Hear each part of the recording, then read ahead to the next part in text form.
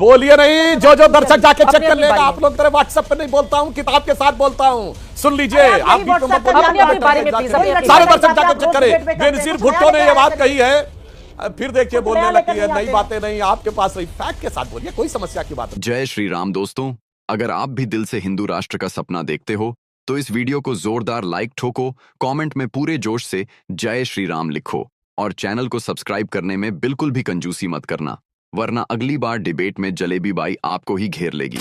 अब आते हैं आज की जहरीली लेकिन जरूरी डिबेट पर। दोस्तों, आज की वीडियो में जलेबी बाई आई थी पूरे तेवर में, हाथ में इमेजिनरी कॉन्स्टिट्यूशन और मुंह में 440 वोल्ट की गर्मी।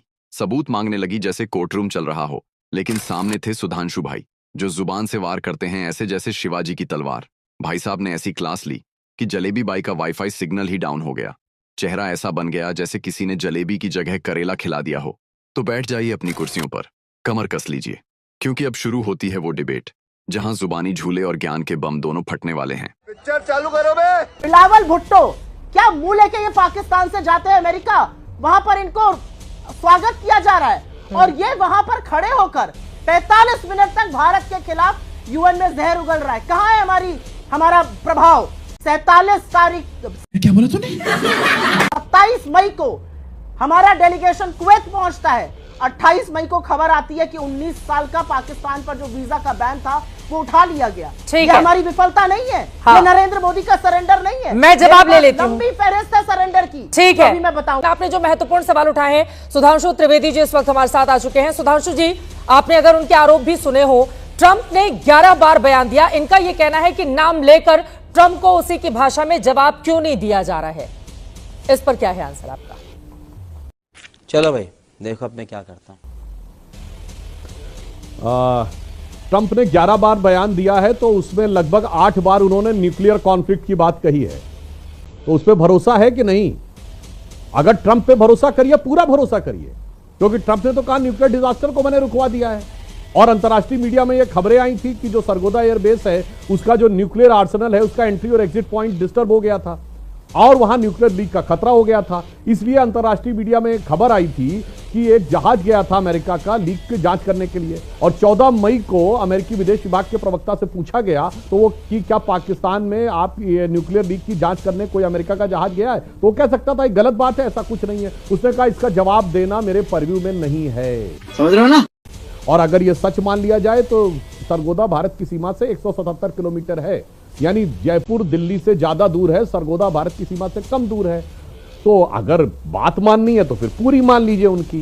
नहीं, न्यूक्लियर लीक की बात क्यों कहें? क्योंकि भारत ने तो साफ कहा न्यूक्लियर मामला नहीं था, तो फिर भारत की पूरी बात मान लीजिए। नहीं, भारत की पूरी बात नहीं माननी है, भारत की स्टेटमेंट का दूसरा हिस्सा मानना है और ट्रंप के स्टेटमेंट का पहला हिस्सा मानना है। और वैसे तो डोनाल्ड ट्रंप ने यह भी एक बयान दिया है कि जो बाइडेन जो अमेरिका के पूर्व राष्ट्रपति थे वो तो 2020 में ही खत्म हो गए थे और वर्तमान में उनका रोबोट और क्लोन जो है वो काम कर रहा है। अब अगर इस तरह की बातों पे कांग्रेस और राहुल गांधी जी विश्वास कर भी सकते हैं तो कोई आश्चर्य की बात नहीं है। वैसे ये वो पार्टी है जिसने केवल 2 साल पहले मार्च 2023 में जाकर राहुल गांधी जी ने गुहार लगाई थी अमेरिका और यूरोप से, why the defenders of democracy America and Europe are silent and not reacting and what is happening in India. यानी भारत के अंदर आने के लिए इन्होंने गुहार लगाई थी, उससे समझा जा सकता है। बात तो सही है। तो मुझे लगता है खैर वो बात अलग है, मगर मैं चित्रा जी एक बात कहना चाहूंगा। हम 2025 में बैठे हैं, एक डायलॉग होता है फिल्मों में 20 बरस पहले की बात है, मैं कहूंगा 30 बरस पहले की बात है। 1995 जिनेवा में पाकिस्तान भारत के विरुद्ध प्रस्ताव ला रहा था, कांग्रेस की सरकार थी भारत में, नेता प्रतिपक्ष अटल बिहारी वाजपेयी जी कांग्रेस सरकार का समर्थन करते हुए भारत के प्रतिनिधिमंडल का नेतृत्व करते हुए गए। और आपके दर्शकों से कहूंगा कोई जाके चेक कर ले, उस समय बेनजीर भुट्टो पाकिस्तान की प्रधानमंत्री थी, उन्होंने फ्लोर ऑफ द हाउस पे कहा देखो ये देश भारत है जहां का विपक्ष का नेता सरकार का समर्थन कर रहा है आके, और एक हमारा देश है जहां विपक्ष के नेता आकर सरकार के बारे में अनाप शनाप बातें कर रहे हैं। बेशर्मो शर्म करो शर्म। चित्रा जी 30 साल में नजारा बदल गया। आज पाकिस्तान में कोई विपक्ष का नेता ना उनकी सरकार से सवाल कर रहा है, ना उनकी सेना से सवाल कर रहा है, हिंदुस्तान में सवाल कर रहा है। और आज तो राहुल गांधी जी ने हदें ही पार कर दी। जो बात पाकिस्तान की सेना के अध्यक्ष ने नहीं बोली, जो बात पाकिस्तान के किसी आतंकी संगठन ने नहीं बोली कि भारत ने सरेंडर किया है, जो बात मौलाना मसूद अजहर ने नहीं बोली, जो बात हाफिज सईद ने नहीं बोली, वो बात राहुल गांधी ने बोल दी।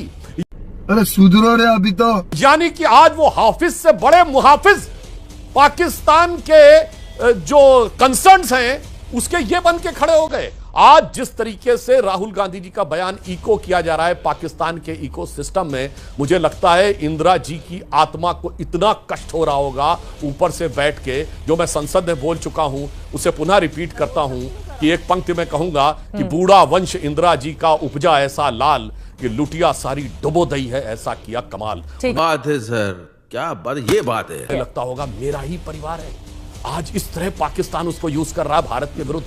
तो मुझे लगता है अपनी पार्टी के अंदर या देश या विदेश किसी भी दृष्टि से देखें तो ये बहुत ही शर्मनाक है। सुप्रिया जी का जवाब इस पर ले लेती हूँ पहले। बोल। सुप्रिया सोनी जी। धन्यवाद चित्रा जी। देखिए, इतिहास खंगालने की अगर आदत पड़ जाएगी ना तो आपका इतिहास बड़ा सियाह है और आपका सरेंडर का इतिहास भी बड़ा सियाह है। आप ही तो थे जो सरेंडर कर गए थे, माफीनामे और मुखबिरी करते थे। आप ही तो थे जब क्विट इंडिया मूवमेंट चल रहा था और सारा देश अंग्रेजों को भगा रहा था, तो आप नॉर्थ वेस्ट फ्रंटियर प्रोविंस में, सिंध में और बंगाल में मुस्लिम लीग के साथ सरकार चलाते थे, श्यामा प्रसाद मुखर्जी, और अंग्रेजों को लिखकर बताते थे कैसे भारत छोड़ो आंदोलन को दबाया जाए, उसको कुचला जाए। आपका सियाह, बहुत सियाह आपका इतिहास है, उसमें मत जाइए। अच्छा, हमारे CDS chief of defence staff general Anil Chauhan ने सिंगापुर में जो ब्लूमबर्ग और रॉयटर्स को इंटरव्यू दिया, उसमें उन्होंने कहा कि न्यूक्लियर कोई थ्रेट नहीं थी। हम अपने यूनिफॉर्म लोगों की बात बिल्कुल सराख पे रखते हैं और हम मानते हैं थ्रेट नहीं थी। हम ट्रंप की बात को नहीं मानेंगे।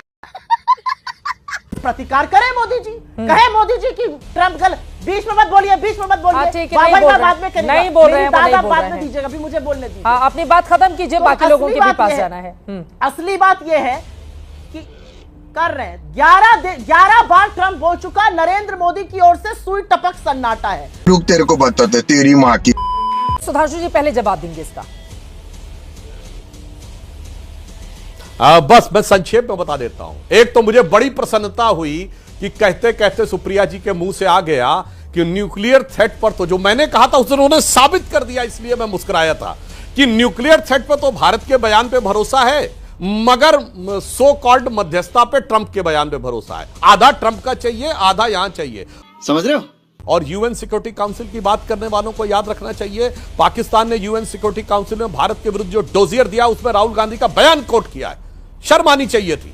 और जहां तक इंदिरा जी की बात करती, 7 दिसंबर 1971 को कोई जाके चेक कर ले, 100 देशों ने भारत के विरुद्ध वोटिंग की थी। 100 देशों ने।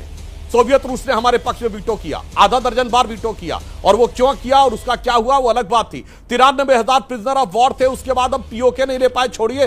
54 प्रिजनर ऑफ वॉर अपने छुड़वा नहीं पाए, वो छोड़िए। ये हुई ना बात।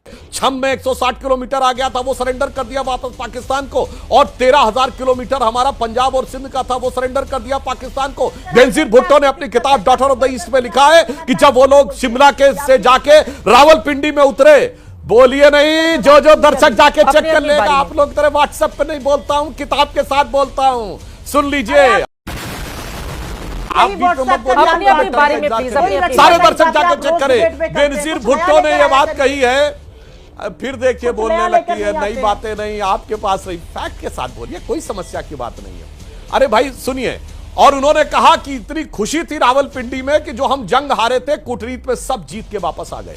और 19 नवंबर 1962 को जवाहरलाल नेहरू ने केनेडी को लेटर लिखा कि हमें आपकी सेना का, वायुसेना का स्क्वाड्रन चाहिए, आप ही के पायलट चाहिए, आप हमारी एयरफोर्स की स्क्वाड्रन का कमांड संभालिए।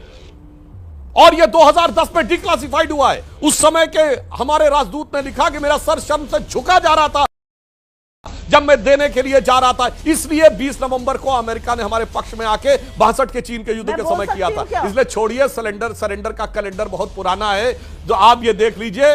2023 में लोकतंत्र के नाम पे सरेंडर, 2011 में राहुल गांधी ने कहा 15 जुलाई 2011 को आतंकवाद को रोकना संभव नहीं है, आतंकवाद के लिए सरेंडर। 26/11 के बाद शर्मल शेख में न्यूट्रल डेस्टिनेशन पे कहा आतंकवाद से शांति वार्ता प्रभावित नहीं होगी, सरेंडर आतंकवाद के आगे। 1971 मैंने बता दिया, 65 में हाजी पीर का धर्रा सरेंडर, 1962 में क्या क्या नहीं सरेंडर, 1960 में सिंधु नदी का 80% जल सरेंडर, 1948 में आधा कश्मीर सरेंडर, और 1947 में 1/3 हिंदुस्तान जिन्ना को सरेंडर। मुझे अपने घर जाना है। मुझे घर जाना है।